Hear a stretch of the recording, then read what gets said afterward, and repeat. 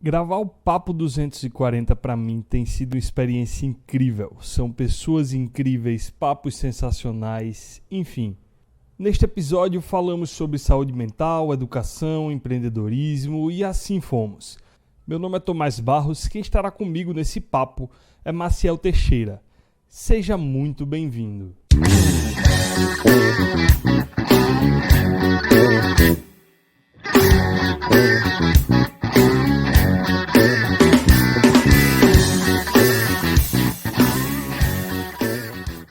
Nesse Papo 240 tivemos a companhia mais que especial de Maciel Teixeira, que nos cedeu algumas horas de seu tempo para compartilhar de suas experiências nesse papo incrível.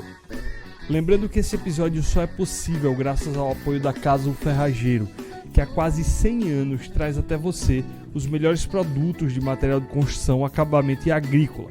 E além disso, apoia este projeto com o seu desejo incansável de disseminar conhecimento. O primeiro dos links desse episódio é para a vaquinha de Maria Sônia da Silva, muito conhecida aqui em Paulo Afonso como Sônia do Bate-Papo, que vem há 6 anos lutando contra um câncer que vem necessitando de um tratamento muito específico e particular. Se você pode e quer ajudar com o tratamento, a vaquinha será o primeiro link do post, podendo ser visto no seu agregador ou através do nosso site www.estudio240podcast.com.br. Fique confortável, que nós vamos começar.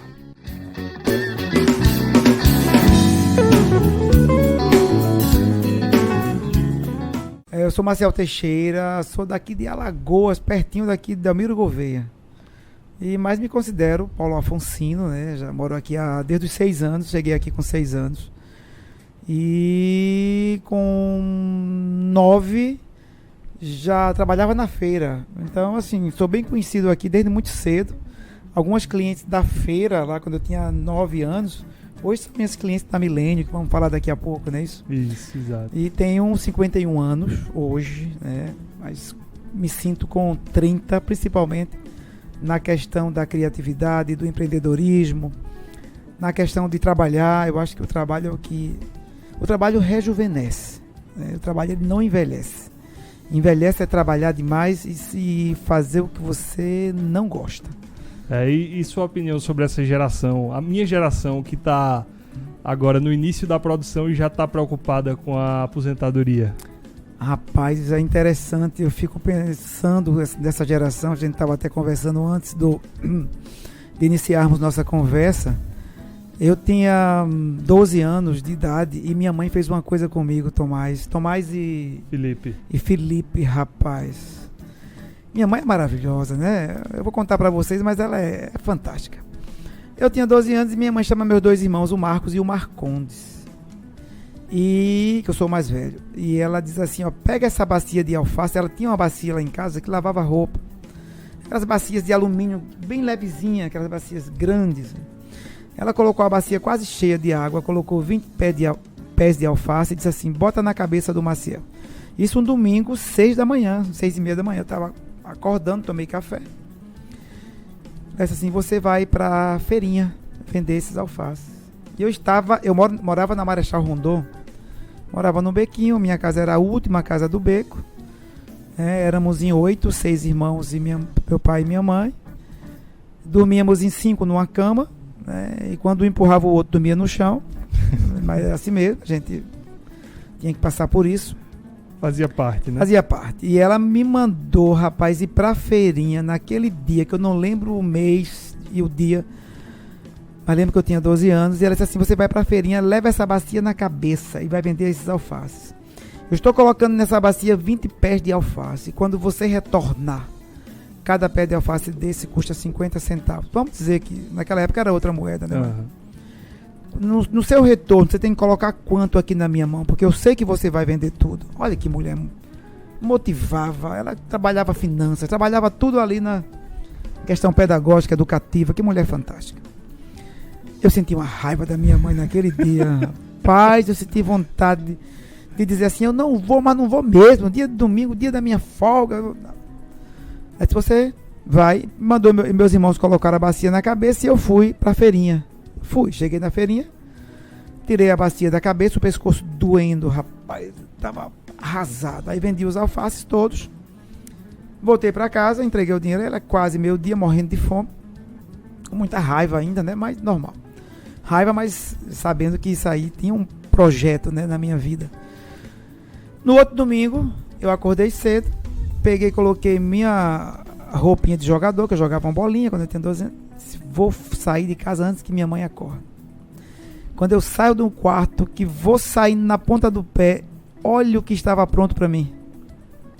Diga aí. O alface de novo. Uma bacia de alface. Bota a bacia de alface na cabeça de Maciel. E eu... Mas rapaz, como é que pode uma coisa dessa? Vá vender que você vendeu bem, você vai me ajudar nas finanças, né? Me ajudar aqui nas despesas da família. Meu filho, eu confio muito em você. Aí pronto, aí não teve jeito. Aí eu me acabei. Eu vou, minha mãe, tá bom, eu vou. Só que eu tive uma ideia, Tomás. Olha que coisa boa. Rapaz, por que é que eu tenho que sair daqui da Marechal Rondon, aqui de frente da panificadora Capricho, para ir para a feirinha caminhando? Se eu posso vender esse alface antes. Tive uma ideia. Cheguei aqui na Marieta Ferraz, aqui pertinho. Tinha uma senhora na porta. Eu peguei o pé de alface e disse: minha querida, esse alface aqui é o mais lindo, o mais verdinho. Adivinha quem vai comprar esse pé de alface? Ela disse: quem? Eu disse: a senhora. Que a senhora merece o melhor alface. E a mulher não comprou o alface? Aí pronto. Aí eu fui batendo nas portas. E a mulher abria a porta. Naquele tempo usava bob, aquela cabeça feia com aquele monte de bob.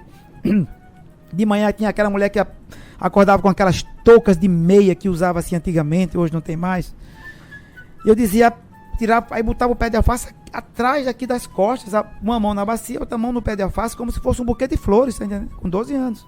Quando a mulher abria a porta, eu dizia: seu pé de alface, o mais lindo, 50 centavos. Esse acabou de sair agora da horta. E eu não chegava nem no final da Marieta Ferraz, nem ali na central da Madeira eu chegava. Voltava muito cedo para casa e ia brincar. E aproveitava o domingo.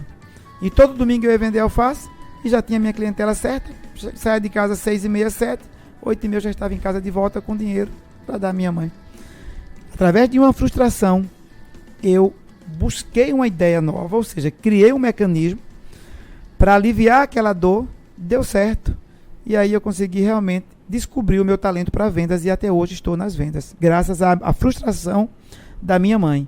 Coisas que os pais de hoje, respondendo sua pergunta, não fazem mais com os filhos. Eu não vou dizer todos, mas a grande maioria. Infelizmente, os pais, talvez por culpa ou por medo, deixaram de frustrar os filhos.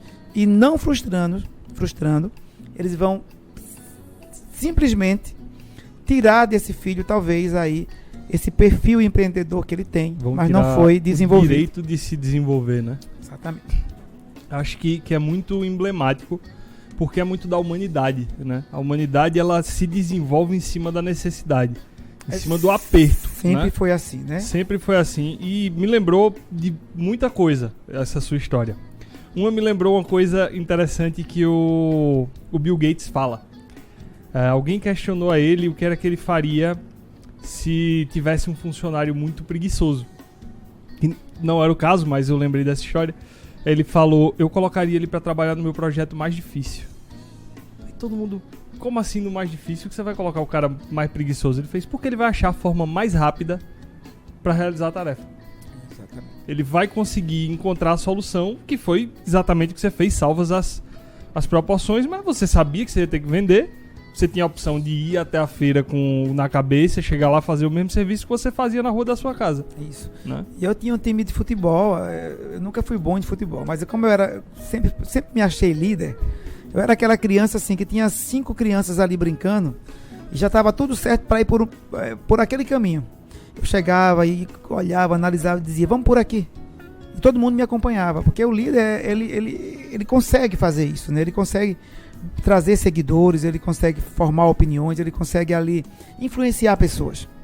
E a gente sabe, tem aquela criancinha ali que ela chega no meio e ela modifica aquilo ali, ela faz com que todos a sigam. Essa criança é uma líder nata, mas às vezes o pai não percebe isso, né? E vai dando tudo que ela quer, vai dando tudo. E eu tenho uma coisa comigo: se você quer matar alguém, dê tudo o que ele quer, se ele está preparado.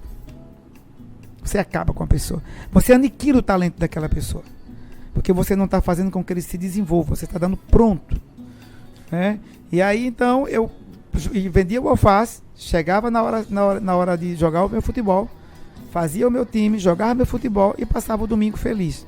Mas primeiro cumpria a minha missão de trabalhar e ganhar meu dinheiro. Então veja que através da dor, de uma necessidade, eu descobri um método fácil. Fácil não. Talvez criativo. Né? Mais rápido, né? Mais rápido de chegar. De fazer as duas coisas. Trabalhar e me divertir. Fantástico, fantástico. E aí nasceu Maciel empreendedor, né? Não, rapaz, mas sim, o espírito se desenvolve a partir daí. A gente já tem seu primeiro empreendimento. Isso. Maciel Alfaces. Maciel Alfaces. Mas aí tinha coentro, tinha cebola, era a salada completa, Tomás. Era uma salada completa, que eu vendia tudo. Minha mãe gostou do alface e começou a plantar tomate. Lá eu morava no Bequinho, e de frente da minha casa tinha um terreno que estava... Esse terreno baldio que uma pessoa compra e não constrói. E a pessoa sumiu, que comprou o terreno. Foi morar em outro lugar. E minha mãe disse, eu posso ficar cuidando do terreno? Ela disse, pode. E naquele terreninho ela fez umas hortas assim, isso é década de 70, viu? 80, 70 ainda.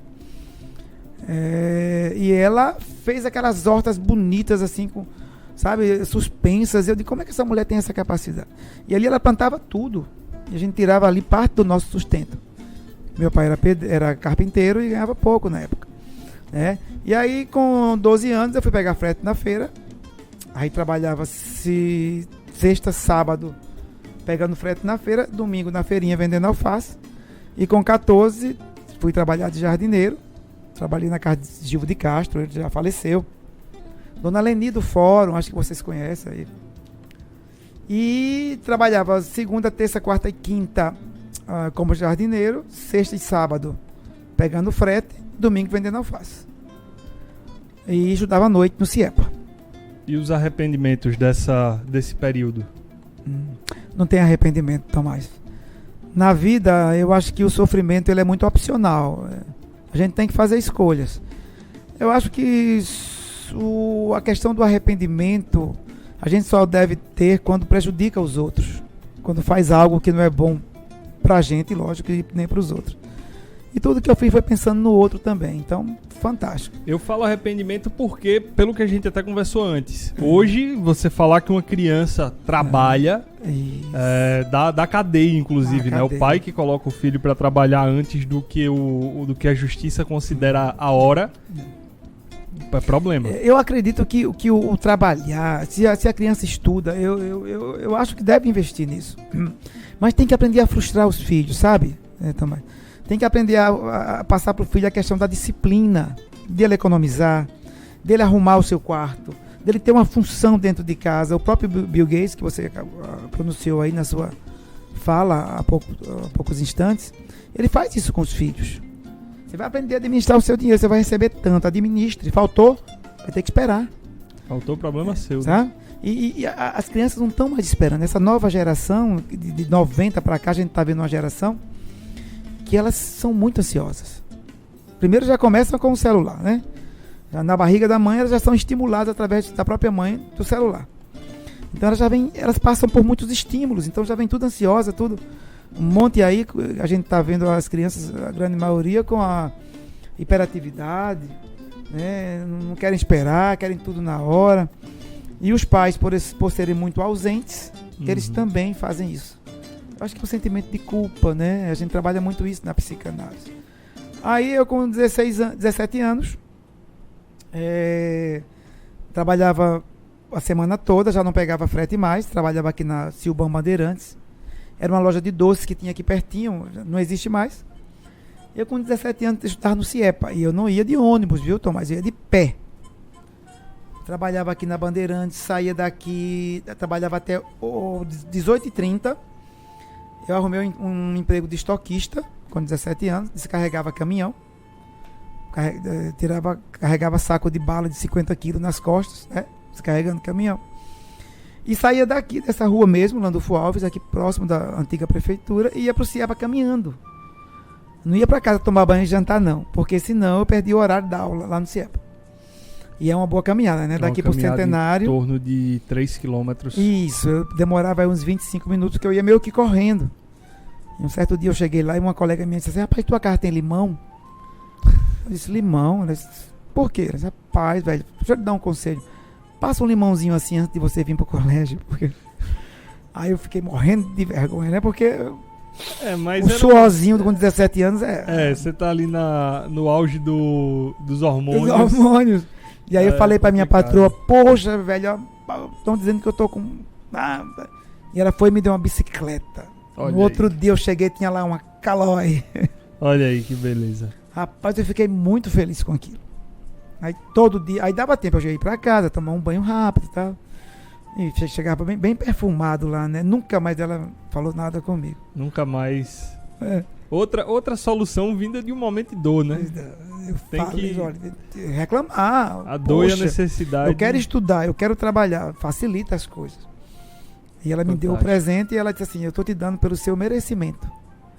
Que é outra coisa que a gente tem que aprender hoje, é a ser justo. Ser justo com quem merece. Eu disse uma diferença, Tomás, entre ser bom. Às vezes você está sendo bom, mas está sendo meio bobo. Né? Seja sempre justo. Na dúvida entre ser bom ou não, ou ser ruim, seja justo. Justo é dar a quem merece. Está merecendo, meu filho? Você vai ter. Não está. Vai repensar um pouquinho. Aí, quando ela me falou aquilo e me deu aquele presente, eu dobrei um pouco mais a minha produtividade na empresa, né? Mas aí depois não deu certo.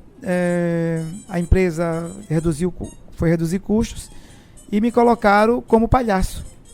Aí eu fui ser palhaço gibi. Trabalhava como palhaço, animando festas infantis. E depois de um ano trabalhando de palhaço, eu disse, não, ganhava muito pouco. E aí eu queria trabalhar com vendas mesmo. Eu gostava de vendas, né? Aí eu falei com minha mãe. Nessa época minha mãe morava no sítio aqui perto de Delmiro, e morava eu e meu irmão, porque minha mãe tinha ela tinha assim uma coisa muito empreendedora. Completou 18 anos, cai fora de casa. Se vira. E se a gente não conseguisse emprego, ela ia atrás e conseguia. E eu falei, mãe, eu quero ir embora, não tá dando. Eu tinha um irmão que estava em São Paulo já. E ela falou assim, olha, você vai, agora faz o seguinte, eu não tenho dinheiro para sua passagem, não. Na época era São Geraldo, os ônibus, né? 2 dias de viagem, 2 noites. Ela já tem uma ideia, meu filho. Vixe, a ideia vindo da minha mãe, tem que ter lucro no meio, né? Tudo bem. Diga aí, mãe. Eu tenho uma bezerrinha, uma novilha, né? Chamada bezerro, novilha. E ela está no ponto de vender já. Eu vendo, lhe empresto dinheiro. Você vai para São Paulo com o dinheiro que eu te empresto. E depois me paga com juros. Eu digo, boa ideia. Perfeita ideia, mãe. Vende esse negócio aí. Só um adendo. No meu primeiro episódio, que foi sobre Delmiro Gouveia, eu falei que é notório, acho que com certeza, muito mais da metade das histórias de grandes empreendedores, a venda, ela aparece em algum ponto. Assim como foi no caso de Delmiro Gouveia. Sim. Delmiro Gouveia, o primeiro emprego dele, se eu não me engano, eu falo lá, ele trabalhava nas linhas de bonde que circulavam pelo Grande Recife, e posteriormente ele virou caixeiro viajante, né, o representante. Então é interessante ver que na tua história também vendas desde o começo sempre teve por ali, né? Porque a venda, você não trabalha só a venda em si, você aprende a interagir com o outro. Você na venda você trabalha a psicologia, você trabalha a pedagogia, né, o financeiro que a gente precisa muito, né, para lidar com o negócio. Então, enfim, com a venda você torna-se talvez até um administrador e desenvolve seus talentos, né, como empreendedor também. Então, para mim, venda, desde o início, quando eu fui vender os alfaces na feira, eu já sabia que tinha essa, sabe? Eu sempre fui muito de olhar para a pessoa assim no olho, né? Porque eu acho que o olho ele tem essa questão da janela da alma, de você entender o outro através do olhar, né? O que é que esse olhar está passando, o que é que está desejando. É importante quando você está conversando com alguém, você olha no olho. Isso é respeito. Eu sempre fiz isso com os meus clientes, funcionários, faço até hoje, né? Comigo mesmo, eu me olho no espelho e digo, rapaz, tem que melhorar isso aqui, vamos lá. E é importante essa reflexão. E quando eu fui para Minha mãe vendeu, né? Vendeu a tal da novilha, do bezerro. Me deu dinheiro, eu comprei a passagem. Minha cunhada fez lá um frango com farofa e botou num saquinho plástico. A gente fazia muito isso antigamente. Minha mãe, como sempre, né? Muito visionária, pegou uma caixa de biscoito creme crack, caixa de papelão. E me chegou lá em casa com 8 quilos de farinha e 4 quilos de feijão. Você vai levar essa caixa para São Paulo. Eu digo, nem pensar. Eu com 18 anos, diga aí. Digo, vou nada, ela vai. Digo, mãe, eu vou andar com essa caixa amarrada com barbante de papelão em São Paulo. Vou não. Ela olhou para a sandalinha, que ela tinha uma sandalinha rasteira. Eu disse, eu levo, pode deixar. E aí, quando ela olhava para aquela sandália, eu já sabia que se eu não levasse, ela ia dar umas... Consequência era pesada. Não importa a idade. Ela descia a madeira, né? E aí eu fui para São Paulo, rapaz. Cheguei em São Paulo, 5 horas da manhã, com frio danado. Esperei dar umas 8 horas para ir embora. Cheguei na casa do meu irmão, numa favelinha. O nome da favela era Favela do Pó. Por aí você já tira as peças que a gente ia encontrar lá. E, rapaz, minha mãe foi uma... Ela viu, parece que ela previu aquilo ali. Meu irmão, cheguei lá, às 8 da manhã, 8h30.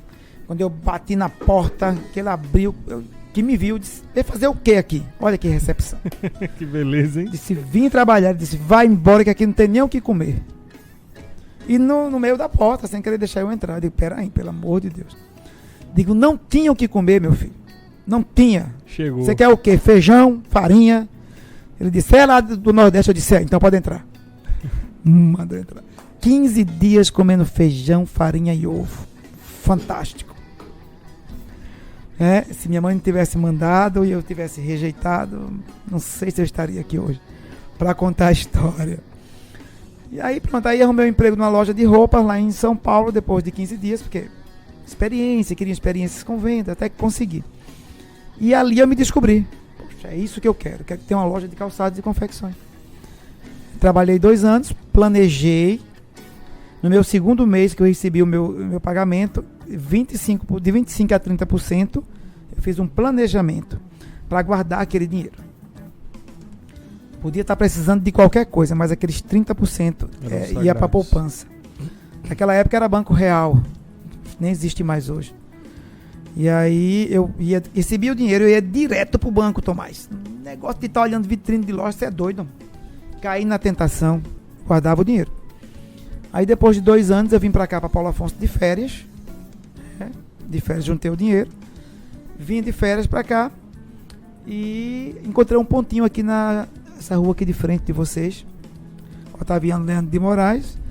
E pensei, vou colocar meu negócio. Não quero trabalhar pra ninguém mais não. Era uma garagem de um Fusca. Aí botei uma mesa que tinha lá em casa, uns canos de encanação de água. E pendurei lá e bom... Fez as araras. Fiz as araras. Fui embora, fiz um acordo com o patrão, comprei as roupas e vim para cá, para Paulo Afonso. Agora, antes disso, eu fiz uma pesquisa com um grupo de colegas para saber o que era que faltava em Paulo Afonso. Rapaz, falta uma loja de roupas diferente. Aqui é tudo muito tradicional, vamos colocar uma coisa. Então é isso que eu vou colocar. E aí cheguei, trouxe 2 malas de roupa, coloquei a lojinha e fomos crescendo aos poucos. Tá? Foi aí que surgiu a Millennium, né, em 1992. 22 de maio de 1992. Fantástico, fantástico. E voltando um pouco, falando da trajetória, na minha cabeça pareceu com praticamente todas as histórias que eu leio sobre empreendedorismo. Sempre tem essa coisa do contato com vendas.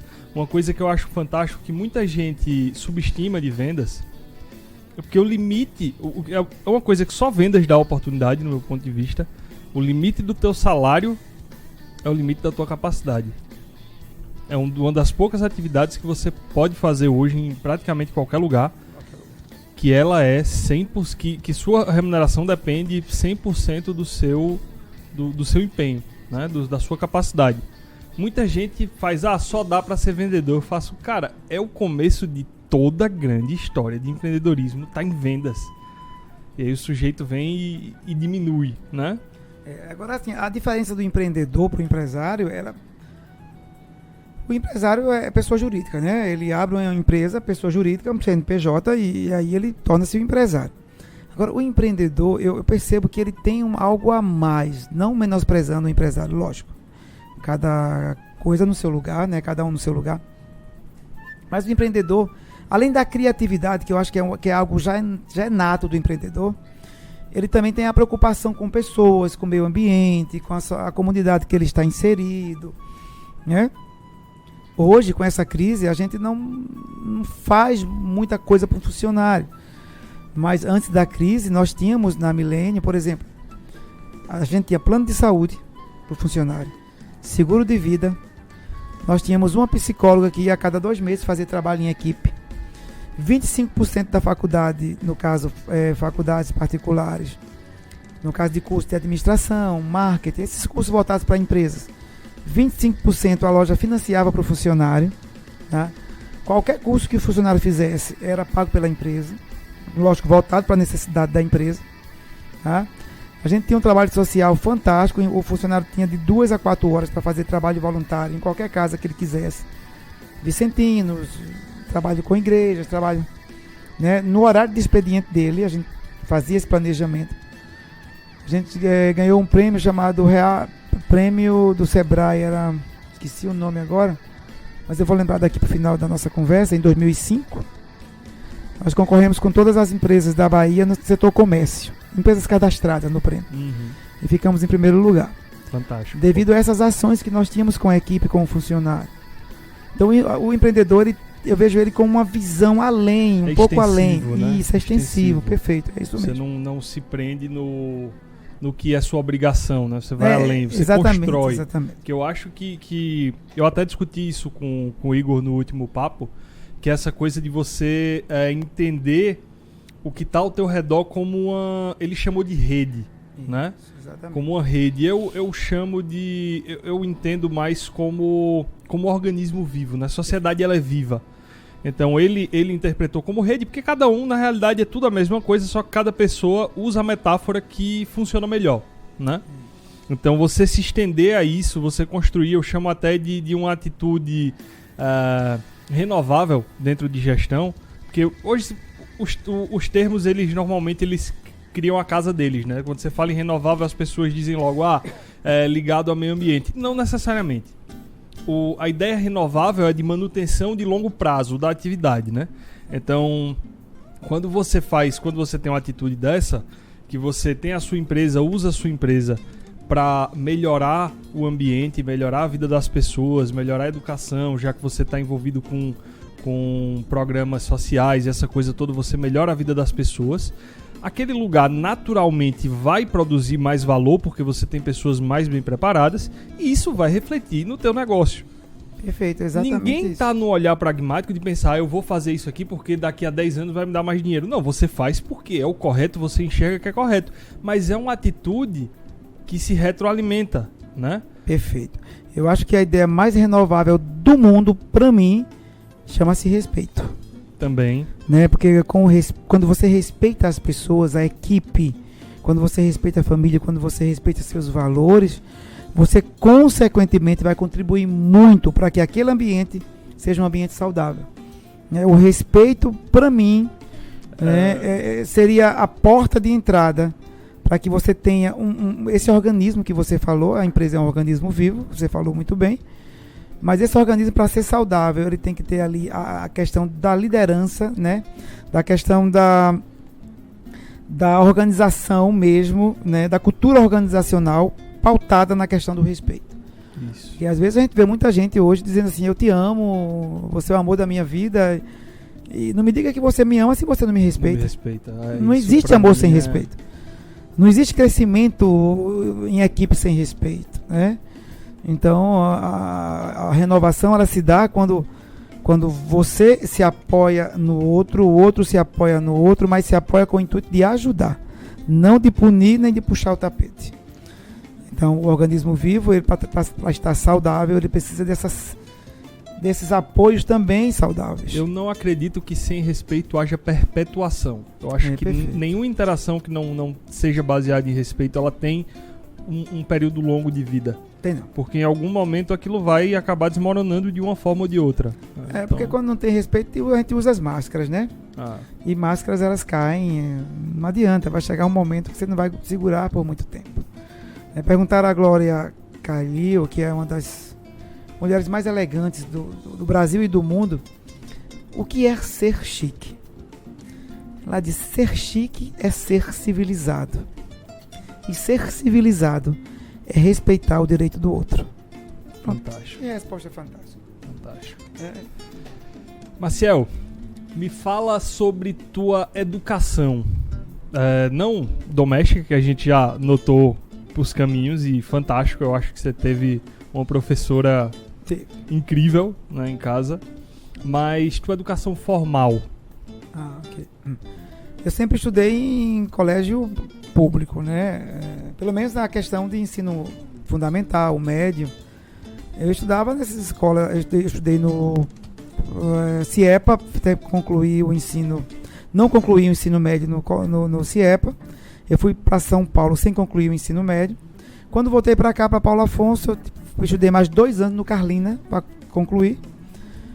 E fiz pedagogia 4 períodos, mas não me adequei muito à pedagogia, e foi quando chegou aqui na Facete a administração de empresas, né? Aí deixei pedagogia, fui para administração de empresas. Aí fiz administração de empresas com habilitação em marketing na época. Depois fiz pós-graduação em gestão empresarial. Aí entrei também na psicanálise. Tem 2 coisas que eu acredito que, assim, eu me sinto privilegiado, porque aquilo que eu pedi, eu fui atendido. Primeiro eu queria fazer administração de empresas, para entender o meu negócio. Meu negócio antes da administração, ele era bem diferente, né? Eu trabalhava muito e tinha pouco resultado. Depois da administração, continuei trabalhando muito, mas tive bons resultados. E depois da pós-graduação, eu fui para entender um pouquinho a mente humana, que eu sempre quis ser também psicólogo, psicanalista. Como não tinha psicologia aqui em Paulo Afonso, eu fui fazer psicanálise. Fiz 3 anos e meio de psicanálise, dos insumos em Recife. Os mestres vinham para cá, os professores, né? Mas o instituto é de Recife. Depois fiz mestrado em psicanálise, mais 2 anos e meio. Em Caruaru. Depois do mestrado eu abri a clínica e também trabalho com a empresa Milênio e também como psicanalista desde 2013. E agora estou fazendo psicologia, estou graduando em psicologia. Rapaz, essa altura, enfrentando outra faculdade. Outra faculdade, não é pra todo mundo, não. 5 anos. E também sou escritor, né? O Matuto Empreendedor é um livro que conta a minha história. Mas evoluir, Tomás, eu acho que a gente não deve parar de evoluir nunca. A gente deve parar, lógico, né, saber o nosso limite. Mas fazer o que você gosta não é trabalho, é prazer.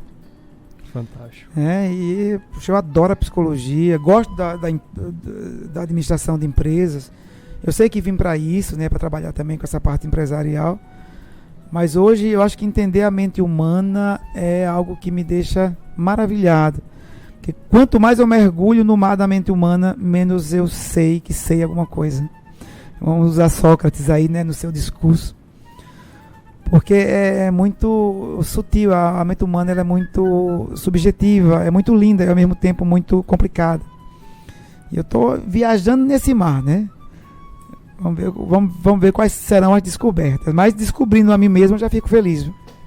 Que eu acho que é mais difícil você se descobrir do que acabar descobrindo coisas sobre os outros, né? A gente é melhor observador que auto-observador. Mas a gente para evoluir, para se descobrir, a gente precisa do outro. Isso. Ninguém vive sem o outro. Né? O outro é meu espelho. O ser humano é muito sociável, né? Não adianta. Extremamente sociável. Aquele que me tira a paz, aquele que me tira o sossego, aquele que me deixa irritado, sabe? É aquela pessoa que vai fazer com que eu trabalhe a paciência, a tolerância, a resignação. Então, o que seria de nós se não fosse o outro? Para nascer, você precisa do outro. Para viver, você precisa do outro. para viver, para morrer você precisa do outro. Pelo menos para ser enterrado. Então, a gente não pode viver sem o outro.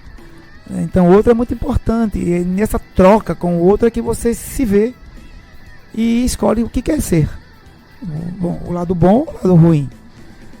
E com certeza o lado bom é o que vai prevalecer, né? Nós somos bons por essência. Fantástico. E eu acabei me lembrando aqui de detalhes e até do que eu conheço mais ou menos da tua loja, da tua forma de trabalhar. E uma coisa que eu achei muito interessante, que eu via que, assim como você, eu não sou baiano, tá? Eu sou alagoano também. Em minha terra. Somos conterrâneos. E eu fui criado numa cidade muito pequena, chamada Pão de Açúcar, lá em Alagoas. E uma coisa que eu via muito lá era a figura dos que chamavam, acho que do pessoal que chamava de sacoleiro, que era o pessoal que vendia roupa, que tinha muito essa coisa de ir até a casa do cliente, chegar lá, deixar as roupas e a pessoa provar, escolher. E uma coisa que eu lembro muito bem de uma aula sua, que eu fui, pra quem não sabe, eu fui aluno de Maciel na Facete também, que você implantou, você voltou esse tipo de prática, que, por exemplo, como eu estudei muito tempo em Recife, eu não via mais aquilo. Pra mim, aquilo era uma prática de 10, 15 anos atrás, extinta, que tinha morrido, né? E você ressuscitou essa prática aqui dentro da tua loja, da Milênio, para dar essa comodidade para as pessoas, compreendendo que o tempo que elas têm não é o mesmo que tinha anteriormente para se deslocar até a loja, né? Aquela coisa toda. É o que a gente chama de sacola direta. A gente prepara a sacola de acordo com o perfil do cliente. Você faz um cadastro na empresa, está lá, né? Tamanho, estilo de roupa, comportamento, até cor a gente tem lá, a cor do cliente, que a cor tem muito a ver com a personalidade. E aí quando chega o produto, a gente coloca na sacola e leva na casa do cliente. Deixa lá, no outro dia pega, né? E se o cliente quiser, a pessoa atende em casa também. Mas não deu muito certo a questão do vendedor atender em casa. Né? Você está entrando ali na intimidade do cliente, a casa, tudo. A gente prefere deixar a sacola. E hoje eu acho que já foi um pouco mais, porque com o Instagram, eu vou falar daqui a pouco do Instagram, a gente diminuiu um pouquinho, né? A gente está vendendo pelo Instagram também, então já diminuiu um pouquinho essa questão do deixar a sacola em casa, mas continuamos, já chegou a 25% do nosso faturamento ser através da sacola direta. Fantástico.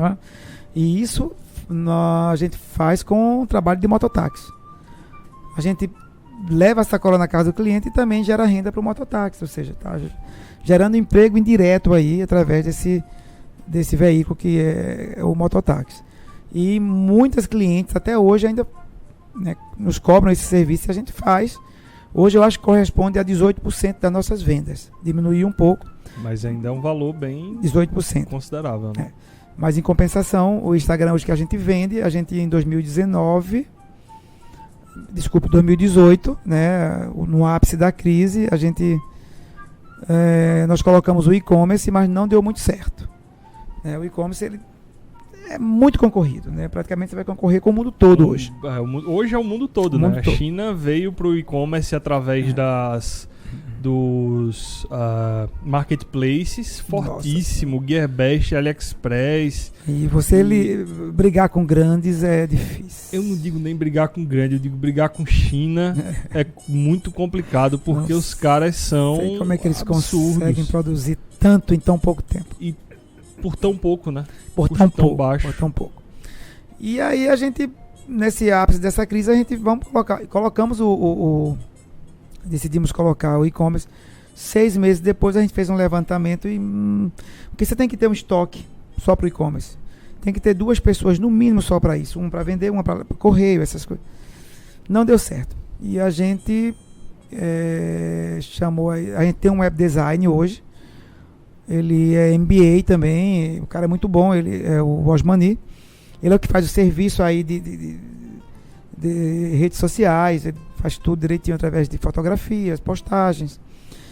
E nós criamos o link para vender pelo Instagram e criamos também aí o cartão. O próprio cliente passa o cartão através do celular dele E essas vendas hoje correspondem a mais ou menos de 10 a 11% de nosso faturamento, né?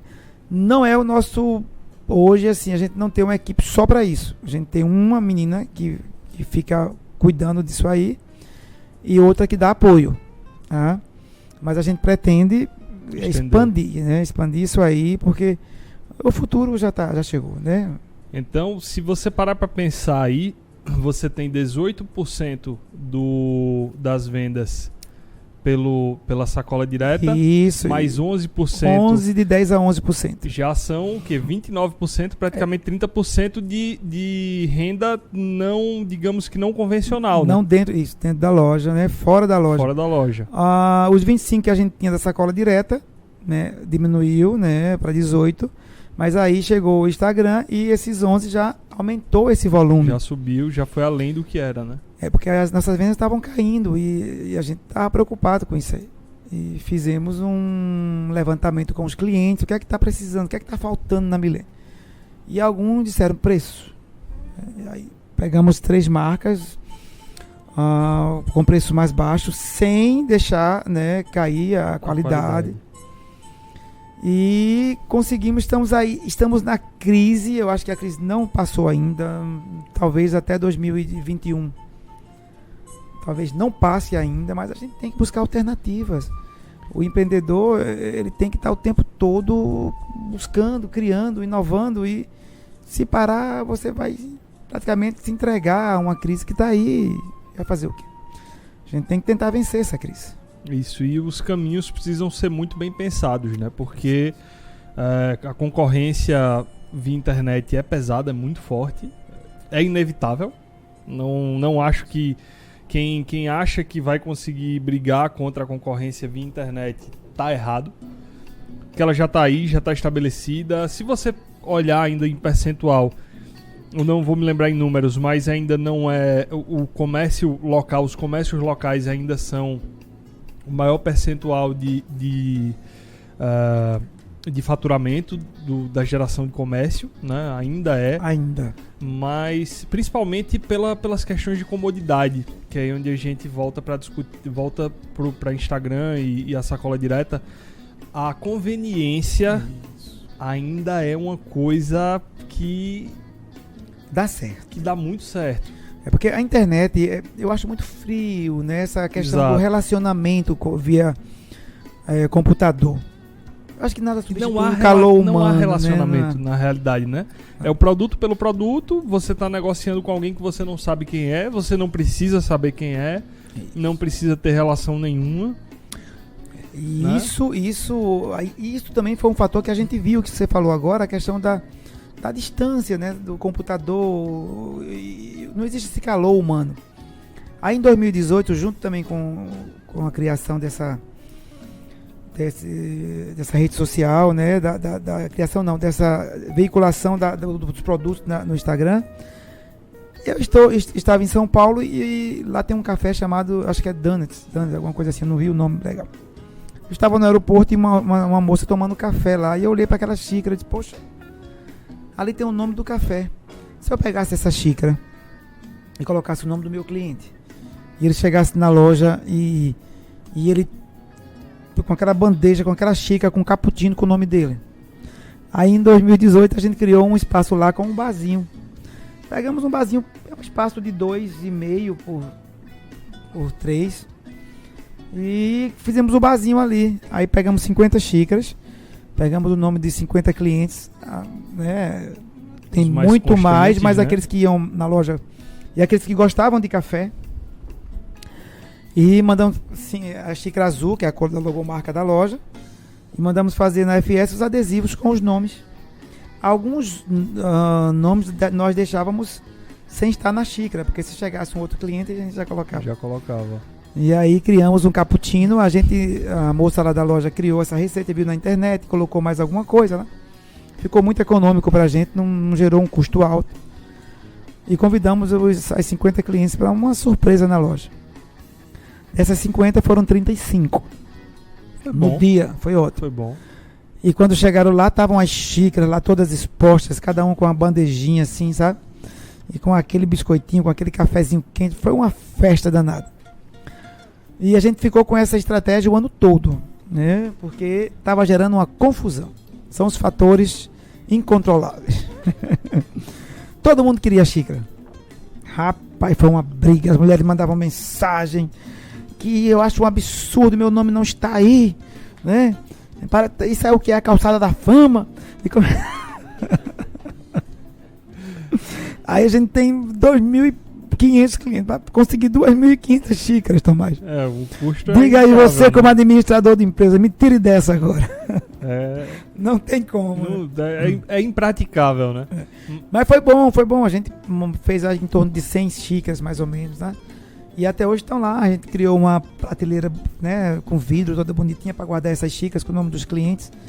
Vai ficar lá como história da Milênio. Os clientes que tem lá o seu nome aqui e tal. Até hoje a gente serve o café, mas tiramos o barzinho para não dar mais confusão. Porque quando postava, alguém ia lá, tirava a selfie, postava no Instagram, rapaz. Aí o ciúme. Era ligação, era mensagem. Olha, eu vou chegar amanhã, quero ver minha xícara aí nesse bar.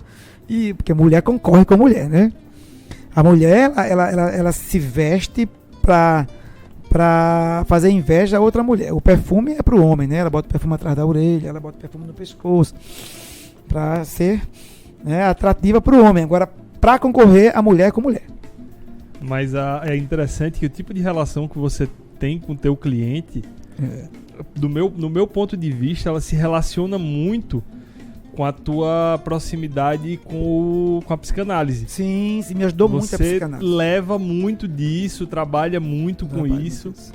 E é interessante porque tem a vantagem, né? A pessoa, querendo ou não, o ser humano, ele é carente, né? É muito carente. Extremamente carente. Então, quando você cria esse tipo de coisa, gera uma expectativa, uma relação muito...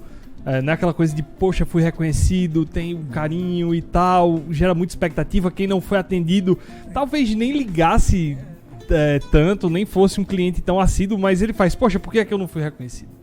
Né? Começa a cobrar e tal. Por que é que fulano tem e eu não tenho, né? Isso gerou uma confusão grande, viu? Mas assim, eu entendo a alma feminina. A mulher, eu acho que é o ser mais lindo que existe nesse planeta. São almas tão sensíveis, são almas que doam, são almas que compreendem melhor. Se não fosse a mulher, coitado de nós, homens, né? Porque minha mãe, por exemplo, veja o que essa mulher fez comigo. Quando ela me empoderou, quando ela me frustrou, ela tinha um objetivo por trás daquilo ali. Então, eu aprendi com a psicanálise a não julgar, sabe, Tomás? A mulher é carente mesmo. Eu estou escrevendo um livro chamado A Dor da Carência afetiva nos relacionamentos. Então, talvez lá pro ano que vem saia, porque é muita coisa, né? Então a gente tem que tirar um tempinho. Eu já estou aí com as 100 páginas já, mas é muito interessante. Fala disso aí que você falou, a mulher, da carência, né? Todos nós somos carentes. Eu não digo nem só da mulher, o ser humano em geral é muito carente, né? A gente não... Até a rede social, a alma da rede social é atenção. Atenção. Né? As pessoas querem atenção, querem ser observadas, querem ser curtidas. Né? E eu vou te contar um segredo aqui, que é bem da psicanálise. Quanto mais você se mostra, menos você se vê. Isso é um segredo, né, que a gente aprende lá na academia, estudando a mente humana. E a gente está vendo muita gente com necessidade de ser vista pelo outro, menos por ele. Menos por ele mesmo. Então a gente aprende a não julgar, porque ninguém sabe o que aquela pessoa passou, como foi sua infância, né? Como foi o seu relacionamento com os pais, se foi abusado ou não. Então é olhar para o ser humano como humano. É humano e pronto, mas está errando, está errado. Ele vai ter o tempo dele. O provável episódio anterior a esse, que vai ser o seu, foi sobre meditação. No momento dessa gravação nada foi lançado ainda, mas fala-se muito disso. A pessoa que a gente trouxe aqui, que é o Elielton, ele trouxe muito do que é a meditação, ele chama de meditação contemplativa. E ele fala muito disso de não julgar. Não julga. Nada que nenhum comportamento do outro ele vai julgar como uma maldade pela maldade. Não, todo mundo tá na vida com o mesmo objetivo, fugir do sofrimento e ser feliz. Perfeito. Alguns se encontram em caminhos que podem não ser os corretos para chegar no objetivo, mas todo mundo tá correndo atrás da mesma coisa. E todos nós temos vícios, sabe? Por que não pode julgar? Quando o mestre veio, né, lá 2019 anos, 2020 anos, se não julgueis, ele estava coberto de razão, né? Porque todos nós somos viciados em alguma coisa. Todos nós. Existe o que é viciado em álcool, em fumo, em jogo, em comprar demais. Aquele que fala do outro. Aquele que só olha para si, é viciado em si mesmo, é narcisista. É? Aquele que pensa bobagem demais. Então, todo mundo tem vícios. Então, por que não julgar? Porque eu também sou doente da alma. Eu também preciso entender que quando eu julgo o outro, talvez ele tenha o que eu tenho. Aí é mais fácil julgar do que me ver igual a ele. Né? São as fugas. Então, aquela pessoa que mais te irrita, com certeza, ela tem alguma coisa que você também tem. Normalmente família, né? Família. É muito normal alguém de casa lhe causar uma irritação muito grande. Eu tenho isso com a minha irmã. Isso. Minha irmã é a pessoa no planeta que me irrita com maior facilidade. Mas o amor e o ódio andam muito juntos. Muito juntos. Existe um amor escondido aí. Tá? Agora começa a descobrir esse amor. Porque com certeza vocês se parecem. É incontestável. Eu sei que vocês se amam. É isso. Porque não adianta, você não vai conseguir amar alguém sem se atritar. Faz parte. Não tem como. É uma lei natural. Não evolui, não há mudança sem um pouquinho de dor, né? Você vê, a Terra, né, vê um tsunami, aí mata um monte de gente. Aí o que é que acontece com as placas tectônicas? Se encaixa. Né? Ou seja, se acomoda. Ali não vai ter mais terremoto, ali não vai ter mais tsunami, ali não vai ter. Mas antes delas chegarem nesse equilíbrio, olha o transtorno que causou. Mesma coisa com o ser humano. Se não tiver atrito no relacionamento, meu irmão, corra. Que alguma coisa vem de muito ruim depois. Eu digo atrito não é briga para estar se matando, não. É pelo menos uma discussão. Né? Eu tenho um paciente que diz assim: meu marido não fala nada, tudo que eu falo, ele concorda. Isso é péssimo, né? Tudo que eu faço, ele diz que tá tudo bem.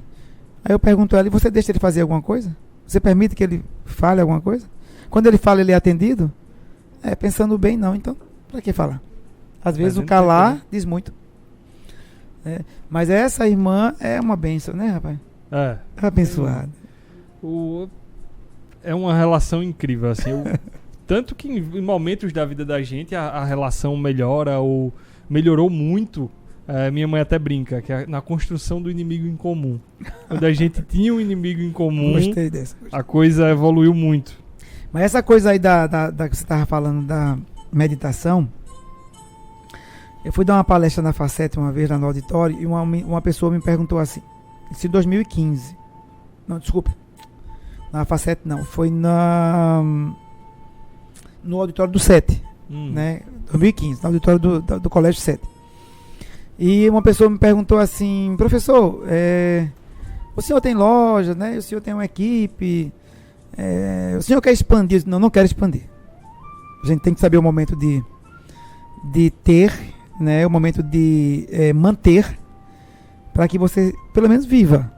Porque acho que expandir é bom quando você tem sucessores, quando você tem talvez aquela vontade de deixar aí algo maior, mas eu creio que a empresa que eu tenho hoje, ela me faz bem. Eu não quero expandir mais porque eu tenho outros planos, né?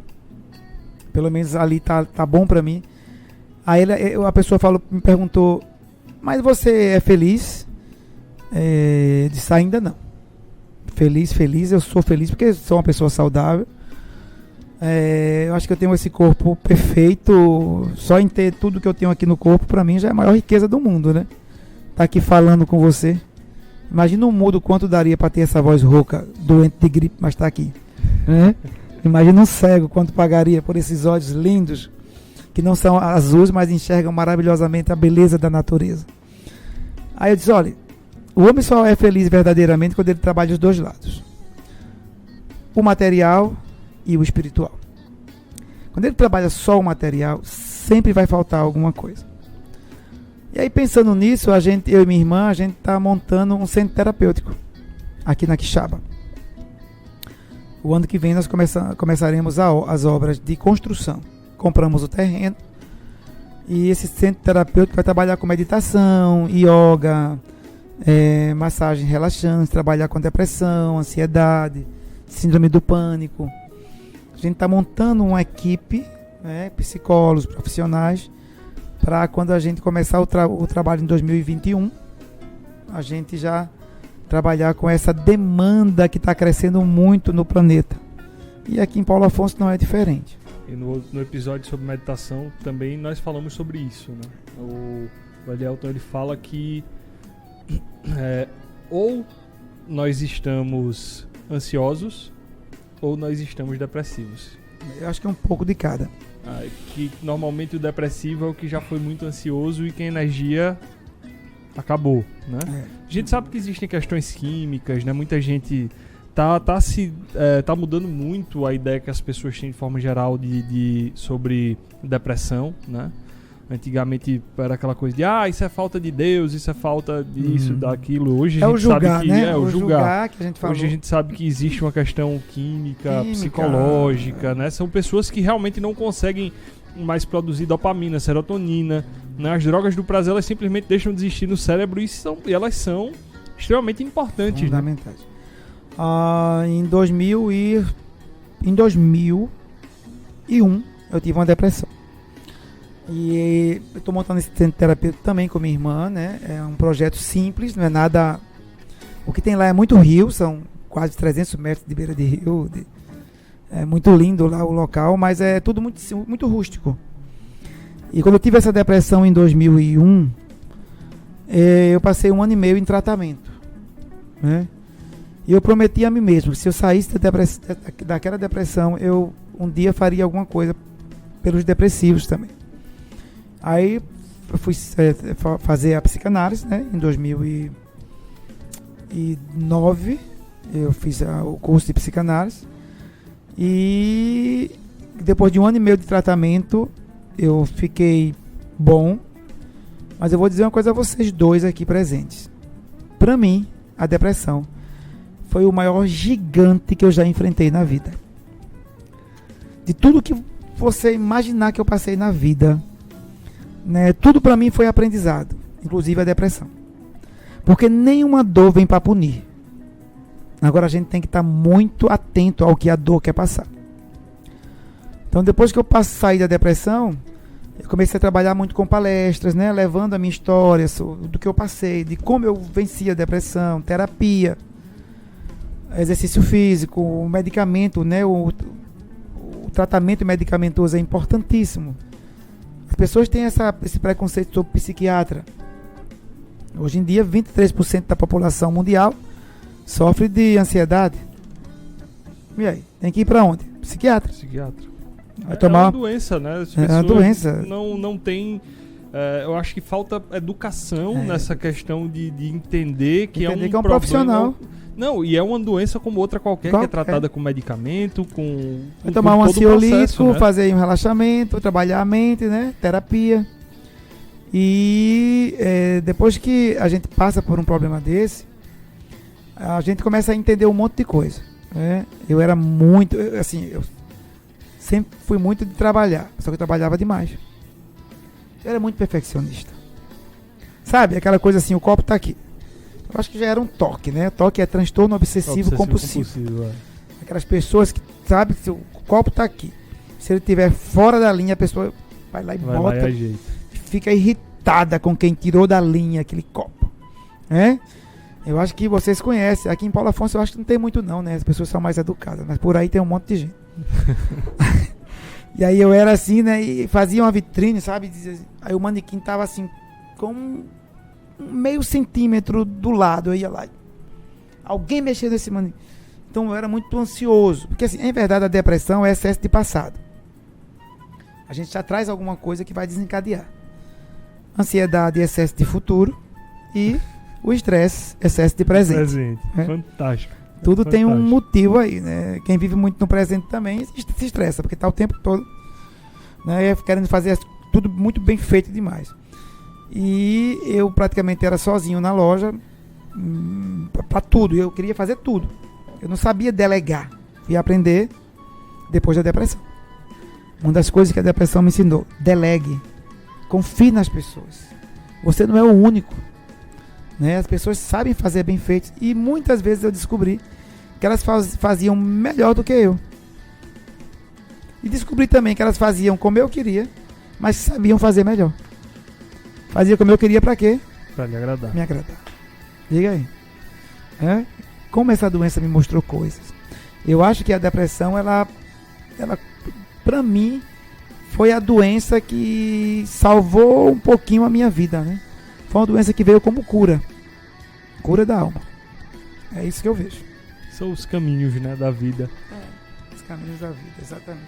E como eu falei aqui, nós nos conhecemos, acho que antes da sala de aula nós tivemos algum contato, não consigo me recordar 100%, mas eu acho que nós nos conhecemos de fato em sala de aula, você na figura de mestre e eu na figura de aluno. E a educação, porque assim, vendo a estrutura da tua vida, não é uma coisa que você fez, eu tenho necessidade financeira ou de ir para uma sala de aula, ensinar pessoas a educar. Como é que isso chegou? Na questão do professor. Isso. Rapaz, eu gosto dessa coisa do humano, sabe? Eu gosto de interagir com pessoas. Isso já é de muito pequeno, desde muito cedo, que eu gostava de reunir a meninada e a gente sentava ali e fazia coisinhas com lata, com madeira. Sempre gostei disso. E lidar com pessoas, para mim, é muito prazeroso. E eu tinha o desejo de dar aula em uma faculdade, né? E recebi o convite da Facet, na época o professor Jacques Fernandes me chamou. Eu meio que não aceitei de início por conta da quantidade de tarefas que tinha, mas fiquei encantado com sala de aula. Eu sempre fui encantado com sala de aula. Eu deixei a sala de aula por conta da psicanálise, né? Porque o consultório também me cobra um pouco aí. Eu trabalho 2 dias na clínica e o restante dos dias na loja. E quando eu comecei a clinicar, ficou muito pesado, muita coisa na cabeça, né? E eu tive que escolher ou a clínica ou a sala de aula. Então, escolhi a clínica. Mas a educação me encanta, porque eu acho que a educação, ela é o caminho para que você passe não só a informação. Porque educador sem exemplo, ele é um educador, né? Mas não é mestre, como você disse. O mestre tem que ser exemplo. E passar para mim o conhecimento é como se assim, eu vejo isso como o maior tesouro que a gente tem, o conhecimento. Agora é um tesouro, Tomás, que quanto mais você divide, mais rico você fica. Mais rico fica. Isso aqui que a gente está fazendo é passando conhecimento, um pouco da sua história, um pouco da minha história, uma pergunta que você faz, um debate que a gente faz, como a gente se enriquece com isso? Imagine numa sala de aula, né? Então, às vezes a gente tem tanta coisa para dar e esconde os talentos. E eu quero jogar os meus talentos. Lógico que eu tenho que ter muita prudência também para não estar ultrapassando os meus limites. Acaba com 51 anos, né? Hoje eu estava reclamando do calor e nunca reclamei de calor aqui em Paulo Afonso. Eu gosto muito do calor, sou sertanejo, nordestino. Mas eu acho que o corpo ele tem um limite e tem que ser respeitado esse limite. A gente tem que começar a entender o que é que o corpo está passando. Eu não sou mais um jovenzinho. Então vou ter que começar a fazer minhas escolhas para ter uma velhice ou uma terceira idade mais saudável, né? Agora, plantar é necessário. Eu sempre digo que a semeadura ela é livre. Agora a colheita, meu irmão, ela é obrigatória. Muito bom. Essa a gente não foge dela. E essa tua filosofia se parece muito com o que me fez criar o podcast. A ideia do podcast é muito disso. De propagar, de espalhar, até de selecionar pessoas que se aproximam de mim. Não é todo mundo que está disposto a consumir um conteúdo pesado, porque não é fácil realmente vocês parar para escutar 40 minutos, 1 hora, 1 hora e pouco de conteúdo. Não sei quanto tempo a gente tá de gravação aí, Felipe. 1h06. Tinha 30 minutos, Felipe. Você tá doido? Não diga isso não, rapaz. 1h06 aqui a gente conversando e a coisa flui. E pra quem gosta de consumir, pra quem entra no conteúdo, essa 1 hora passa tão rápido pra quem tá escutando quanto pra quem tá fazendo, né? Perfeito. Eu queria, assim, primeiro, lógico, eu sei do seu potencial. Não é porque você foi meu aluno, mas você sempre foi um aluno brilhante, assim, nas ideias, né, nas discussões. A gente sabe quando o aluno é bom, quando ele realmente fala aquilo que ele sente, aquilo que ele percebe, mas dentro de um raciocínio ali, que tem uma lógica, né? Eu sempre digo que o importante não é você falar. O importante é saber o que está falando. Porque falar todo mundo fala. É entender daquilo que você está falando. Se não entende, às vezes é melhor calar-se, né? E você sempre foi muito tranquilo nas suas ideias. E eu ouvi alguém falando que você estava montando esse estúdio, né? E eu disse, vai dar certo. Estava conversando hoje com o meu designer, que vinha dar essa entrevista aqui e tal. E ele perguntou, mas aqui em Paulo Afonso? Eu digo, Paulo Afonso. Então, não é uma ideia nova, né, inovadora, você não está trazendo nada de muito novo, mas está ousando trazer algo que não sei se tem outro aqui. Que, na realidade, se a gente parar para pensar, o que se cria-se muito pouco. O importante é você conseguir pegar uma ideia e adaptar a sua realidade. O empreendedorismo é isso, né? Você pegar uma ideia, pegar uma coisa que existe e melhorar e adaptar o melhor possível para a tua realidade. Então, assim, como aconteceu no período aí, nos caminhos da tua empresa, tem ideias que dão certo, tem ideias que não dão certo. Então, assim, vai para a prancheta. Tanto que o projeto, o primeiro episódio, eu acho que foi de junho do ano passado. Então, assim, tem bastante tempo e uma produção baixa. Por quê? Eu precisava testar. Eu precisava pegar formatos, ver o que é que funciona, o que é que eu consigo fazer, o que eu não consigo. Então, assim, o primeiro episódio foi fantástico. Foi o da história de Delmiro Gouveia. Mas me custou mais de um mês para produzir um episódio. Não é viável, né? Então, eu fui testando caminhos. Então, eu achava que eu ia conseguir carregar o podcast nas costas em paralelo ao meu trabalho regular, né, no ferrageiro, tudo. E descobri que não dá. Simplesmente eu não tenho condições. Então, o que é que já era a ideia de ter as conversas, dessa coisa da interação acontecer.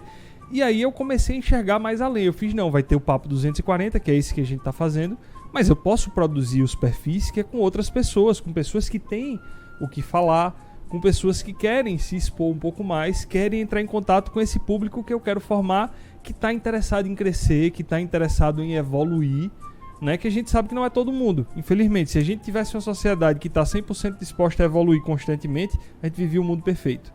E esse mundo nosso não é perfeito, né? Nem de longe. Ele é um mundo onde cada um vai se ver nele de acordo com como se vê. Eu acho que a perfeição não existe e também não tem que existir. Pelo menos agora, para que nós não estamos prontos para a perfeição. Eu sempre digo que existem duas coisas muito difíceis de você conseguir vencer aqui na Terra. É a beleza e a riqueza.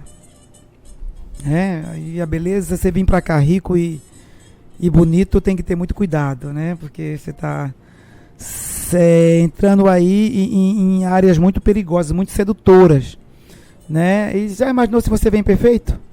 Aí é que você vai ser visto como vitrine. E toda vitrine é alvo de pedrada. E a gente eu vejo assim, com essa coisa da internet, que a gente tá passando por um momento muito emblemático. Isso. Existem pessoas muito novas que estão em posição de influenciar demais, que talvez não estejam prontas para o custo que é você ter tanta influência, você ter tanta visibilidade, né? Casos que a gente tem visto de moleque novo fazer uma piada e aquilo ser interpretado como uma piada racista, que às vezes ele nem tinha intenção, mas aquilo virar uma bola de neve de todo mundo que amava passar a odiar. O sujeito não tem estrutura ainda, porque é natural, não dá para exigir de um adolescente de 18, 19 anos que ele tenha maturidade para ser odiado, né? Pra gente que é mais velho, que tá com a cabeça um pouco mais madura. Eu falo que eu tô aqui quase nos meus 30 anos, que ainda me considero muito imaturo para muita coisa. Mas por mais que eu vivo em ambientes muito saudáveis, se uma pessoa não gosta de mim, me faz mal, imagina você ser atacado por 100, 200, 1000 pessoas, né, lhe acusando.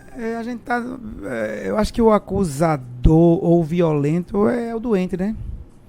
é um doente que tá querendo atenção demais e eu creio assim que sempre vai ter aqueles que vão usar a violência, mas sempre vão ter também os adultos da relação. Você está numa relação onde o outro briga, é violento, seja o adulto, olhe no olho dele, seja firme, sai dali. Tá? Porque se você for entrar na mesma sintonia, vão ser duas crianças discutindo. Então, já imaginou você ter aí uma cidade toda querendo te apedrejar? Por uma coisa que você falou, talvez até uma piada, uma coisa tão imatura. Então essa pessoa que se viu atingida por isso, tem tanta coisa para fazer de bom aí. Nós estamos aí com 13 milhões de desempregados no nosso país. 80% da população aí na pobreza, quase 40% na miséria. E você vai estar pegando uma piada e estar brigando. Quanto tempo perdido, né? Ao invés de energia, vai pensar em coisas boas, vai estar odiando uma pessoa por conta disso. Eu sei que isso acontece e é constante nas redes sociais. Extremamente constante. Mas cada um busca aquilo com o que está em afinidade. Nós estamos aqui trabalhando, produzindo esse horário agora, né? Quase 10 da noite. E talvez a gente aqui aprendendo, levando mensagem para outras pessoas, enquanto tem pessoas aí passando 2, 3 horas olhando piadas e odiando os outros. Cada um escolhe aquilo realmente que quer para a sua vida. E o ser humano é isso. A gente só tem que respeitar aquilo que eu falei. Vai colher o que plantou. Tá? E queria assim, agradecer por esse espaço. Eu vou assim, fazer propaganda para os outros empresários, né? Porque eu sei que depois vão perguntar por que eu não fui lá ainda. Mas vai chegar, o tempo vai chegar. Eu sei. Isso é o início de um trabalho, Tomás, eu acredito. Estou vendo aqui muito organizado, tudo assim, muito feito com muito carinho, tá entendendo? Com muito empenho. E quando algo começa assim, pode ter certeza. Tá? Eu não estou falando de sucesso garantido, não. Eu estou falando de aquilo que começa com responsabilidade, que começa com um propósito, né, de fazer o bem, de levar informação através de uma mídia sadia, de uma equipe competente. Com certeza vai alcançar consciências saudáveis e vai gerar bons resultados. Eu lhe agradeço pela confiança. Eu sei que dispor de tempo é muito difícil e, como você falou aqui, sua vida não tem muita folga. Tempo é dinheiro e eu agradeço a confiança, eu agradeço o apoio, porque você tá aqui comigo é um apoio, você não tem ideia do quanto que é pra mim. E virei mais vezes, viu? Eu quero você aqui mais vezes, tem muito assunto pra gente... Só a primeira. Só a primeira. Deixa depois, a gente vai aí elaborar aí novas conversas. Sim, eu quero ter mesas de discussão também. Eu tô programando uma mesa de discussão justamente sobre o impacto da rede social, eu quero trazer uma pessoa técnica em ciência da computação que vai explicar como o algoritmo funciona tecnicamente para a gente conversar o reflexo do algoritmo socialmente. É importantíssimo e ter isso. Aqui, para mim, é essencial. Eu não digo nem que seria interessante, é essencial. Importantíssimo. Hoje nós temos quase 17% dos casos de insônia nos adolescentes. O celular está sendo responsável. Essa luzinha aqui que você acende no celular, quando você aperta aqui, a luz azul, né? A luzinha, ela dilata um pouquinho a pupila, leva informação para o cérebro. O que é que acontece com os adolescentes quando eles se deitam? Não consegue. Eles não vão dormir sozinhos, né? Hoje as namoradas e as esposas foram trocadas pelo celular. A cama tem que ter o lençol, o travesseiro e o celular. O que é que acontece quando ele acende essa luzinha? O cérebro capta a informação que é dia, que vai trabalhar, que vai ter que pensar. E aí, começa a gerar informação. Mexe com o ciclo circadiano, Isso, né? Que vai despertar o quê?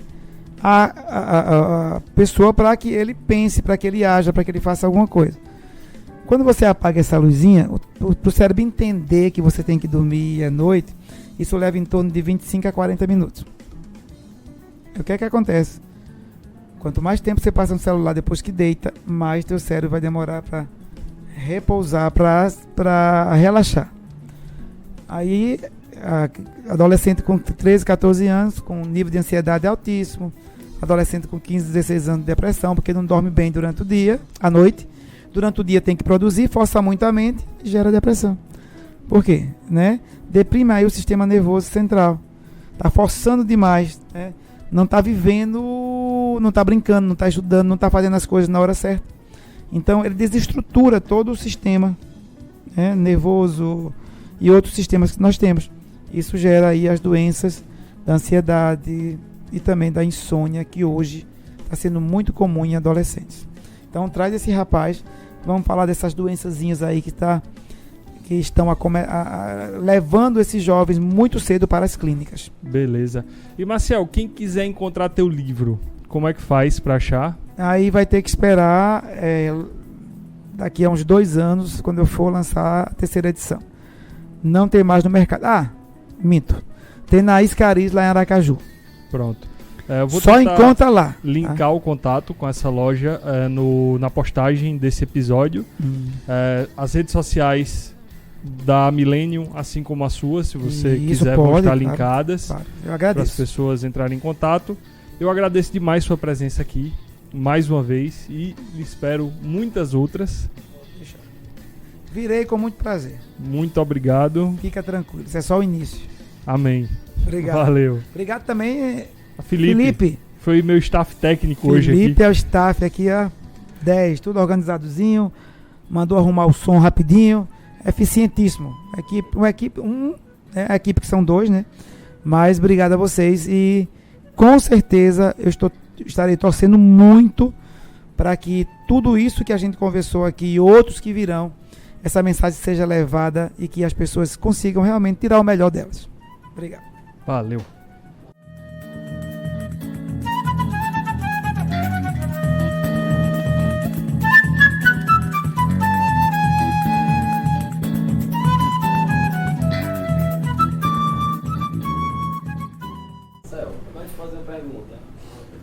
E a bezerrinha? Pagou a bezerra, Maciel? Tá gravando. Ainda tá gravando. Pagou a bezerrinha. Mas a bezerra eu paguei. Mas deixa eu falar uma coisa a você. Sem juros. Sem juros? Gente, quando eu recebi o dinheiro no outro dia, ela disse, recebeu quanto? Eu disse, tanto. Tá lembrado? Eu disse, estou. Bota no banco agora. Você é doido. Foi de lá pra cá.